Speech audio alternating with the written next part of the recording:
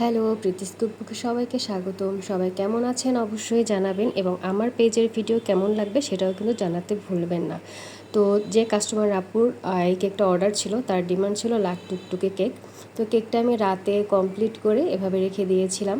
কিন্তু যখন সকালে এই যে কাজ করতে নামালাম তখন দেখি যে এই যে হালকা সাইডে সাইডে হচ্ছে গিয়ে সাদা সাদা দেখা যাচ্ছে। আর আমি সবসময় যখন ডিপ কালার করি ভিতরের ক্রিমটা সাদা রাখি, তারপরে যেই কালারই হোক সেটা হচ্ছে গিয়া ডিপ করে দিয়ে দিই।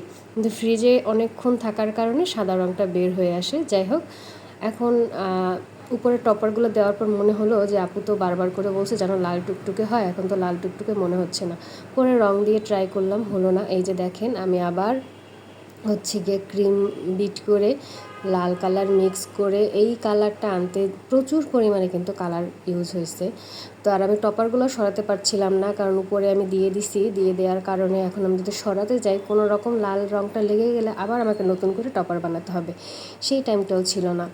তারপরে উপরের হচ্ছে কোনো রকম করে ফিনিশিং আনছিলাম। আসলে এই ভিডিওটা দেওয়ার একটাই কারণ যে আসলে একটা কেকের পিছনে ছোটো বড় অনেক কাহিনী থাকে, সেগুলো কিন্তু আমরা শেয়ার করি না। তো যাই হোক, মোটামুটি কমপ্লিট করে আপুকে হচ্ছে কি আমি ছবি দেই। ছবি দেওয়ার পরে আপু বলতেছে আপু সব কিছুই ঠিক আছে, উপরের সারফেসটা একটু অসমান মানে মসৃণ মনে হচ্ছে না, ফিনিশিংটা ভালো আসে না। তারপর আমি আপুকে বললাম যে আপু আসলে সময় ছিল না। এই যে দেখেন, এটাই আমি আপুকে ভিডিওটা দিয়েছিলাম, না যেন ছবি দিয়েছিলাম।